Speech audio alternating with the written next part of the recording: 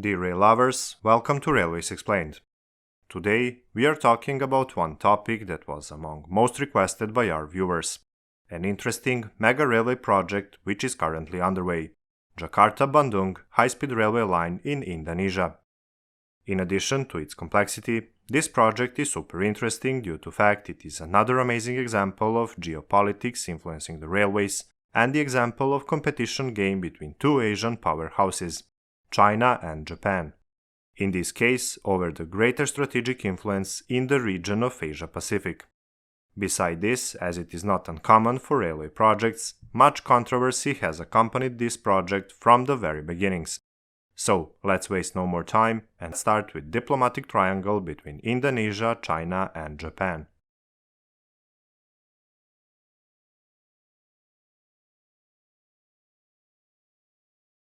Japan has for a long time been trying to export Shinkansen technology to Indonesia. Considering that the island of Java is in terms of geography, demographics and traffic needs similar to pre-HSR Honshu Island in Japan, the Japanese government under the Japanese International Cooperation Agency proposed Indonesia to construct a high-speed rail line on this particular island, which was supposed to be backed up by soft loans from the Japanese government. In 2009, Japan funded feasibility study for the construction of high-speed line in the length of 730 kilometers connecting the cities of Jakarta and Surabaya. This idea has been around for a while, however a new proposal to divide the project into several stages has emerged, with the first stage being Jakarta-Bandung. Regarding this section, Japan completed feasibility study in 2014 and it showed that the project would cost about $6.4 billion. Japan, having significant reputation in railway construction projects, seemed destined to win the contract. Then something happened. This guy, Joko Widodo, who became the president of Indonesia in October 2014. While his predecessor never considered a high-speed railway a priority, President Jokowi in fact seemed to be of a different opinion. Although since taking power his main concern was how to boost Indonesia's declining economy, he dedicated to attracting more investments, especially in the field of infrastructure. Therefore, he participated several bilateral meetings with China and Japan. In March 2015, he visited Tokyo and Beijing. In Tokyo, Jokowi met Shinzo Abe and secured $1.2 billion in loans for certain railway projects, including Indonesia's first mass rapid transit system in Jakarta. Similarly, in Beijing, he met Chinese Premier Li Keqiang and secured more deals for various infrastructure projects. During that visit, China promised even more money for Indonesia's significant infrastructure needs, raising the total to $68.4 billion. To Japan's surprise, these deals for various infrastructure projects that were proposed by China included Jakarta-Bandung High-Speed Railway Line. In accordance with this, Jokowi made a decision to enable other countries to submit proposals for financing of this project. Of course, China showed up quickly in April 2015 with a comprehensive feasibility study and offered Indonesia a better deal. If you are now thinking this was a plot twist, listen to this. To everyone's surprise, in early September 2015, Indonesian government announced that they are now completely cancelling this project. The reason? They said they are now looking for the slower and cheaper rail alternative. Then they suggested medium-speed railway line, which was in line with priority changes in economic development made by the government. It was again to focus on infrastructure development on other islands, especially in maritime sector. However, China did not give up. It presented a new proposal in mid-September 2015, the one that does not require official loan guarantee nor funding by Indonesian government. This offer satisfied all demands of Indonesia, and at the end of the same month, the Indonesian government accepted Chinese offer. Japan also presented a revised proposal, but it still required a governmental guarantee. From all before mentioned, we could conclude that China's flexibility helped between the project and at the same time brought a big disappointment for Japan. Of course, China's flexibility was not free. Indonesia had to accept to establish a joint venture with Chinese firms, which would produce rolling stock for high-speed rail, but also conventional rail and other light rail systems. However, it seems that Indonesia also benefited from this deal, having in mind it included the transfer of Chinese technology to their country and, among other, the renovation of certain number of train stations.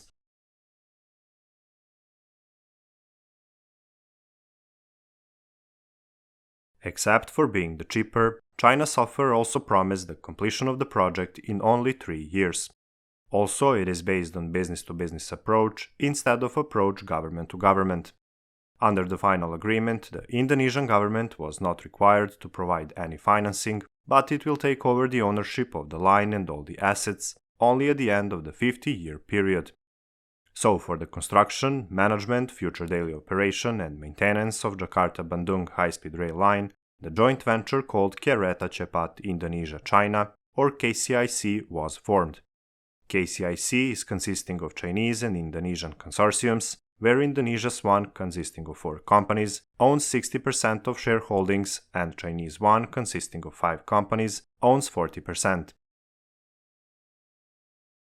After long negotiations, China and Indonesia On October 16, 2015, Chinese and Indonesian companies officially signed a deal to build the first high-speed railway in Indonesia. The project cost was estimated at 5.5 billion, while China Development Bank, or CDB, has given a commitment to fund 75% with a loan on the period of 40 years. The rest of the funds will be secured by the joint venture partners.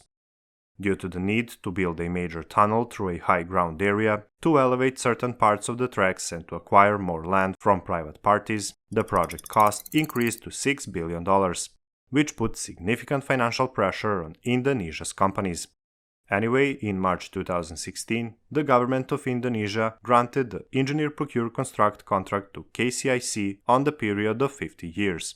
Then, in May 2017, when Indonesian President attended the Belt and Road Initiative Summit in Beijing, KCIC and CDB signed another contract which was aimed to secure the 75% CDB funding on the complete project value of $6 billion. CDB also changed its previous decision to proceed with the activities only after majority of the land has been fully secured. The total land needed for the project was 600 hectares, acquisition of which would affect approximately 6,800 plots in industrial, residential and green buffer zones. Considering this broadly conflicted the National Spatial Plan, the National Land Agency was not able to issue permits for the land acquisition for the major part of the land. In order to facilitate this project, new spatial plan was issued in April 2017. Nevertheless, some segments had to remain in the green buffer zone and the progress was still slow. However, until December 2017, KCIC was able to acquire 99% of the land. After this and after few other barriers that were solved, the construction started during the middle of 2018. Regarding the deadlines, in March 2018, it was announced that the completion is expected by October 2020. But in February 2019, this has been revised to the end of 2021. Okay, now let's talk about the scope of the project.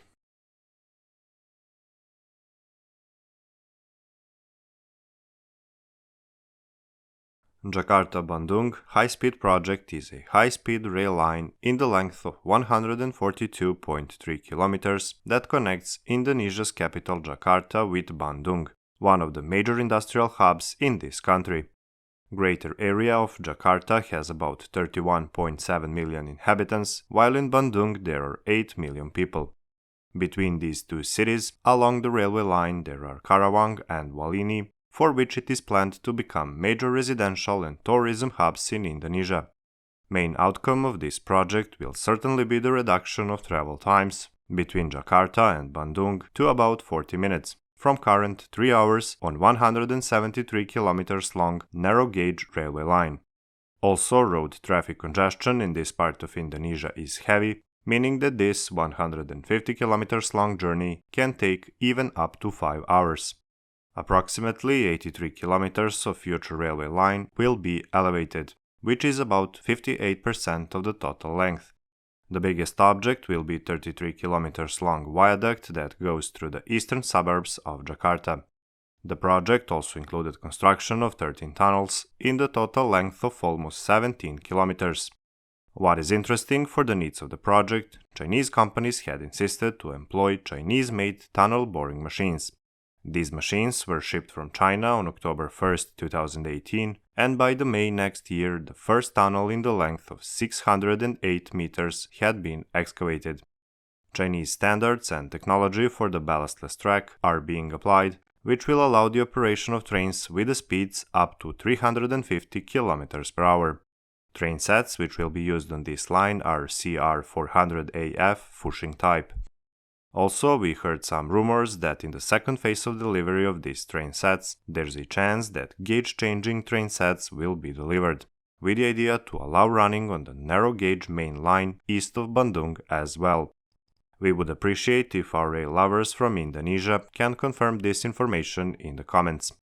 However, according to the last available data, the progress of the project is reported to be 64% of the total planned works, amid delays due to pandemic.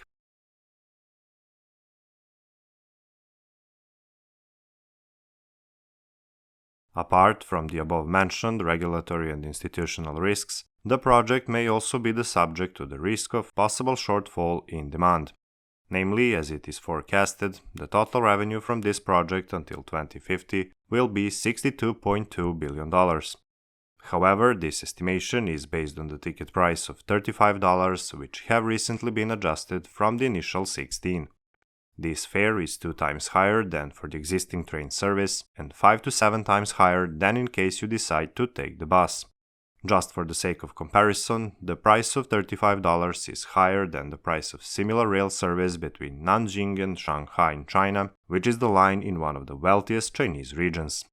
And that's not all. The revenue projection that we mentioned puts an implicit assumption that about 135,000 passengers per day will use the service in 2050. What we should have in mind is the fact that this projection is more than 6 times higher than the current number of people commuting between Jakarta and Bandung using all modes of transport, which is 19,000 persons per day. In addition, a large proportion of commuters lie in the relatively low-cost minibus segment. What this indicates is that there actually could be a potential demand gap for the high-speed rail services in the future.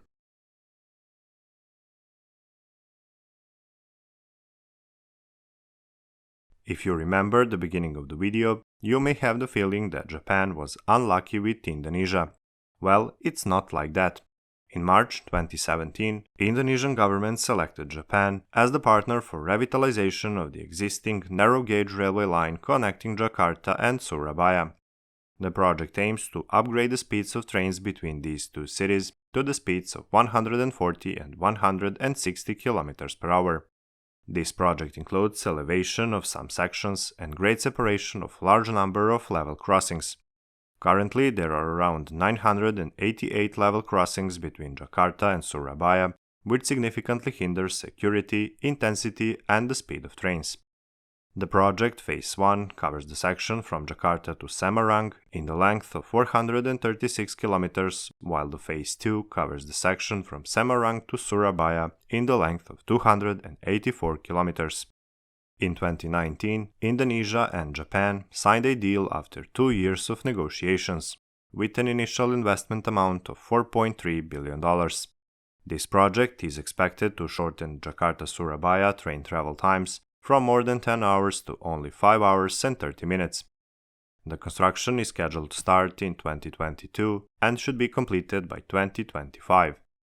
Indonesia also launched an initiative to extend high-speed railway line from Bandung to Surabaya and invited Japan to take part in this enlarged project. Japan rejected the proposal because Japanese investors kept insisting on their initial proposal where the high-speed rail line should traverse only the north part of the island. However, Indonesian government wants this railway line to pass through the south side of island, bearing in mind it believes that the extension of the existing rail line will be more economically viable. In accordance with this, the Indonesian government again invited China, which agreed to fund this project. The government also invited other investors to join the initiative, so the South Korea has recently been mentioned as possible partner in this project.